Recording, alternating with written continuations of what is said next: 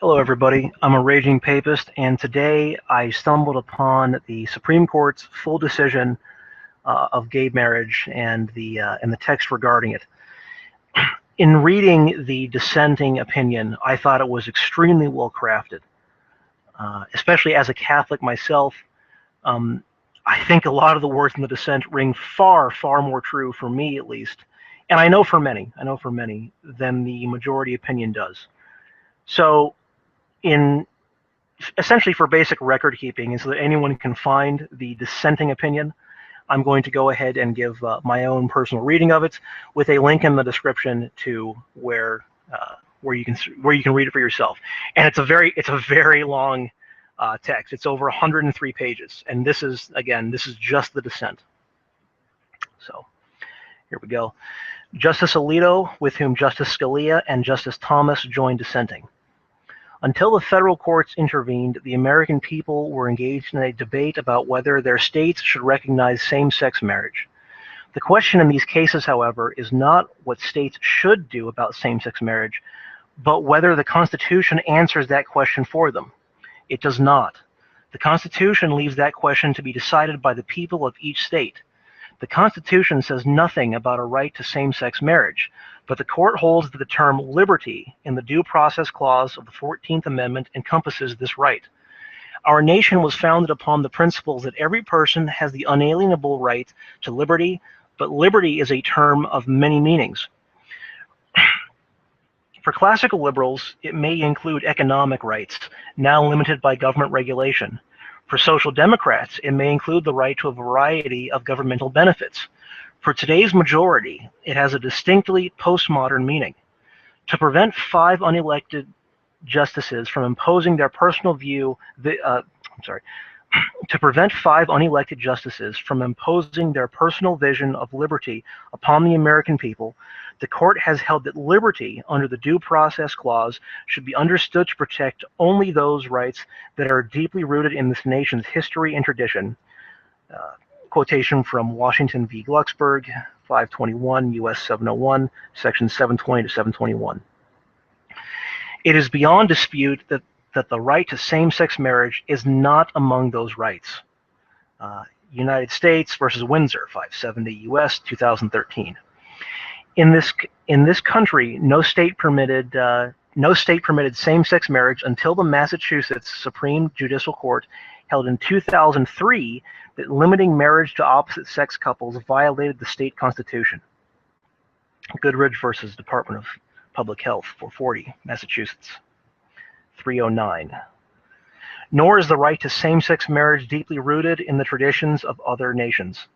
No country allowed same-sex couples to marry until the Netherlands did so in 2000.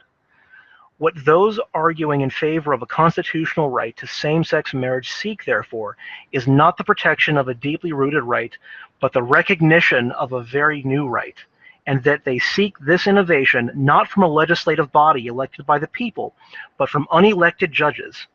Faced with such a request, judges have cause for both caution and humility. For today's majority, it does not matter that the right to same-sex marriage lacks deep roots or even that it is contrary to long-established tradition. The justices in the majority claim that the authority to confer constitutional protection upon that right simply because they believe it is fundamental. Attempting to circumvent the problem presented by the newness of the right found in these cases, the majority claims that the issue is the right to equal treatment. Noting that marriage is a fundamental right, the majority argues that a state has no valid reason for denying that right to same-sex couples. This reasoning is dependent upon a particular understanding of the purpose of civil marriage. Although the court expresses the point in loftier terms, its argument is that the fundamental purpose of marriage is to promote the well-being of those who choose to marry. Marriage provides the emotional fulfillment and the promise of support in times of need. And by benefiting persons who choose to wed, marriage indirectly benefits society because persons who live in stable, fulfilling, and supportive relationships make better citizens. It is for those reasons, the argument goes, that states encourage and formalize marriage, confer special benefits upon married persons, and also impose some special obligations. This understanding of the state's reasons for recognizing marriage enables the majority to argue that same-sex marriage serves the state's objectives in the same way as opposite-sex marriage. This understanding of marriage, which focuses almost entirely on the happiness of persons who choose to marry, is shared by many people today, but it is not the traditional one. For millennia, marriage was inextricably linked to the one thing that only an opposite-sex couple can do: procreate. Adherents to different schools of philosophy use different terms to explain why society should formalize marriage and attach special benefits and obligations to persons who marry. Here, the states defending their adherence to the traditional understanding of marriage have explained their position using the pragmatic vocabulary that characterizes most Americans' political discourse. Their basic argument is that states formalize and promote marriage, unlike other fulfilling human relationships, in order to encourage potentially procreative conduct to take place within a lasting unit that has long been thought to provide the best atmosphere for raising children. They thus argue that there are reasonable secular grounds for restricting marriage to opposite-sex couples. If this traditional understanding of the purpose of marriage does not ring true to all ears today, that is probably because the tie between marriage and procreation has frayed. Today, for instance, more than 40% of all children in this country are born to unmarried women. This development undoubtedly is both a cause and as a result of changes in our society's understanding of marriage. While for many, the attributes of marriage in 21st century America have changed, those states that do not want to recognize same-sex marriage have not yet given up on the traditional understanding. They worry that by officially abandoning the older understanding, they may contribute to marriage's further decay. It is far beyond the outer reaches of this court's authority to say that a state may not adhere to the understanding of marriage that has long prevailed, and not just in this country and others with similar cultural roots, but also in a great variety of countries and cultures around the globe. As I wrote in Windsor, which was his previous dissenting opinion, the family is an ancient and universal human institution. Family structure reflects the characteristics of a civilization, and changes in family structure and in the popular understanding of marriage and the family can have profound effects. Past changes in the understanding of marriage, for example, the gradual ascendance of the idea that romantic love is a prerequisite to marriage, have had far-reaching consequences. But the process by which such consequences come about is complex, involving the interaction of numerous factors, and tends to occur over an extended period of time. We can expect something similar to take place if same-sex marriage becomes widely accepted. The long-term consequences of this change are not now known and are unlikely to be ascertainable for some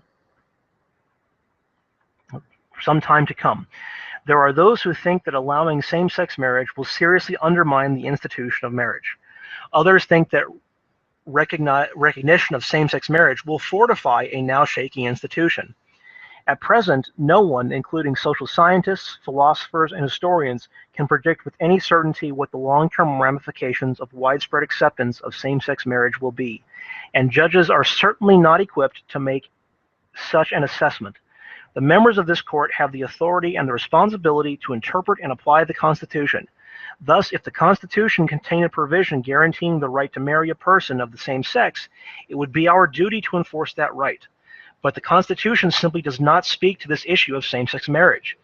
In our system of government, ultimate sovereignty rests with the people, and the people have the right to control their own destiny. Any change on a question so fundamental should be made by the people through their elected officials. Today's decision usurps the constitutional right of the people to decide whether to keep or alter the traditional understanding of marriage. The decision will also have other important consequences. It will be used to vilify Americans who are unwilling to assent to the new orthodoxy. In the course of its opinion, the majority compares traditional marriage laws to laws that denied equal treatment for African Americans and women. The implication of this analogy will be exploited by those who are determined to stamp out every vestige of dissent. Perhaps recognizing how its reasoning may be used, the majority attempts towards the end of the opinion to reassure those who oppose same-sex marriage that their rights of conscience will be protected. We will soon see whether this proves to be true. I assume that those who cling to the old beliefs will be able to whisper their thoughts in the recesses of their homes, but if they repeat those views in public, they will risk being labeled as bigots and treated as such by governments, employers, and schools. The system of federalism established by our Constitution provides a way for people with different beliefs to live together in a single nation. If the issue of same-sex marriage had been left to the people of the states, it is likely that some states would recognize same-sex marriage and others would not. It is also possible that some states would tie recognition to protection for conscience rights. The majority today makes that impossible.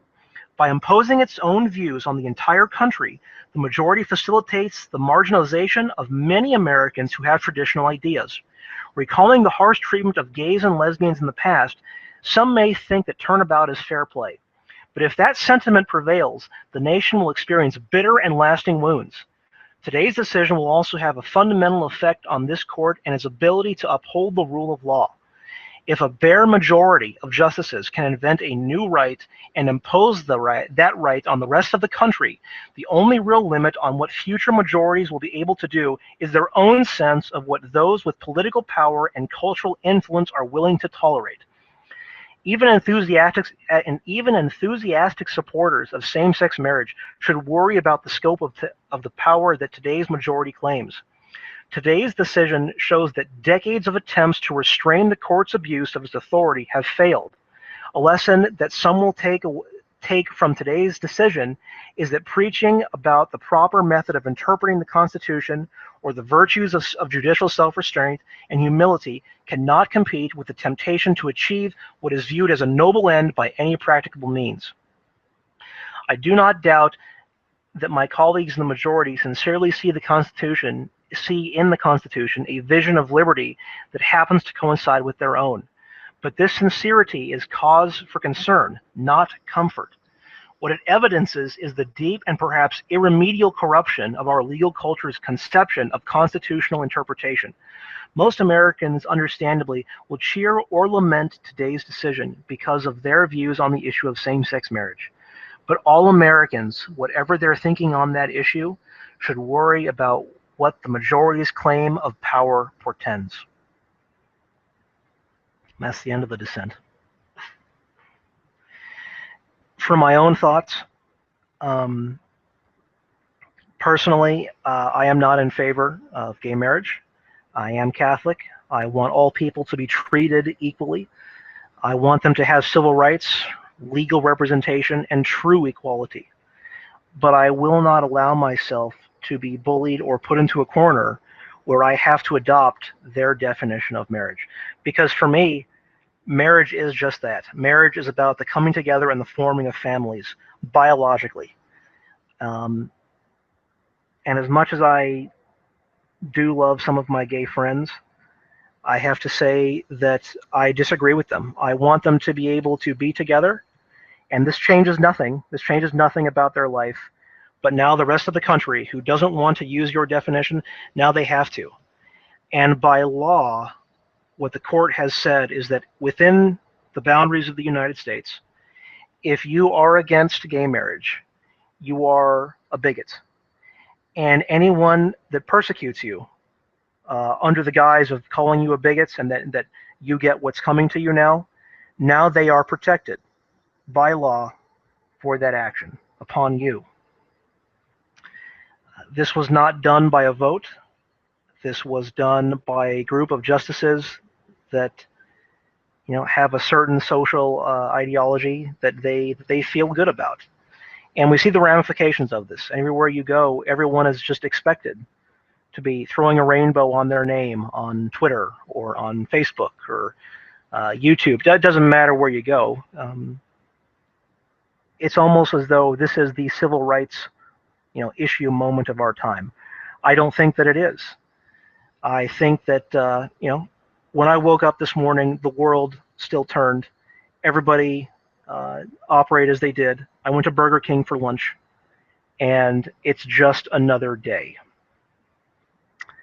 That's how it is for the 97% of the United States.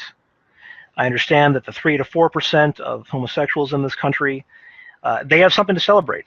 But for the rest of us, the majority, the vast majority, 97%, we are now forced to adopt a definition that we may or may not want. I don't believe that, well, I'm hoping and praying that I won't wake up and priests are swaying from the rafters in churches, but the institution, we have now institutionalized bigotry with this law. And they chose, in the majority's opinion, they actually chose the worst phrase possible, that you have the right to marry. And the problem is that they didn't define adequately that right to marry. What is marriage? You now have that right, but because we're not going to qualify marriage, this now opens the door. I don't know if that was intentional. I know that NAMBLA, the Association for Man-Boy Love, is advocating very, very hard that pedophilia becomes recognized as a sexuality and is therefore protected under the Constitution by law, or what have you. But the floodgates have been opened now. The discourse within this country is over. The decision has been had. We have been having this discussion for at least 8 years under the Obama presidency. And towards the end of the Bush era, it started to come about, but again, no one really cared. I'm actually wondering how many people care, because again, it's all sort of the left progressivism and their allies that are pushing this, the GLBT allies. Because obviously it doesn't affect them. It doesn't affect them. They're not gay. And I know that some people, I know that some people are really hurting from this decision. I spoke to some people on Facebook that, they refuse. They run the risk now of becoming very, very embittered with the nation. And now that the debate is over and that side has clearly lost, I encourage you not to be bitter. Don't lead a bitter life. Bitterness needs to self-destruction and hate and real, genuine intolerance, not the bullshit that SJWs put forward. I will say that you have to be able to live your life. If you don't like gay marriage, don't. No, I'm not going to ask you to now change your opinion. Time will tell. As the Dissent said in their opinion, perhaps we will be protected, and perhaps our thought will be protected. But we're already living in an age where thought crimes are becoming a very serious issue, and that's just how it is. That's part of the progressive social justice narrative. So we'll see. We'll see. This is certainly a wound for the nation. And it arrives in just the perfect time with the Confederate flag scandal. So, free speech is under attack everywhere. Free thought is under attack everywhere. It's all about feelings now. But I will just say, don't allow yourself to turn to bitterness. You live your life as you see fit. And recognize, for me, as Catholics that homosexuals are not bad people. I dislike what they do.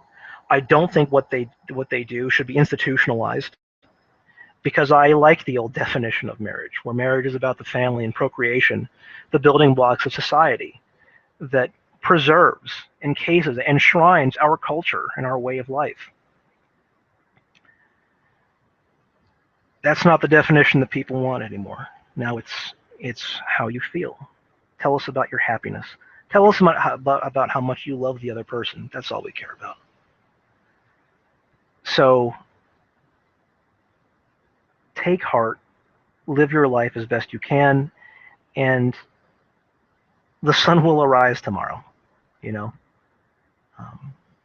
Anyway, I leave you with those words. Take care of yourself. Thank you for tuning in. This was a reading of the Dissent. So thank you for joining.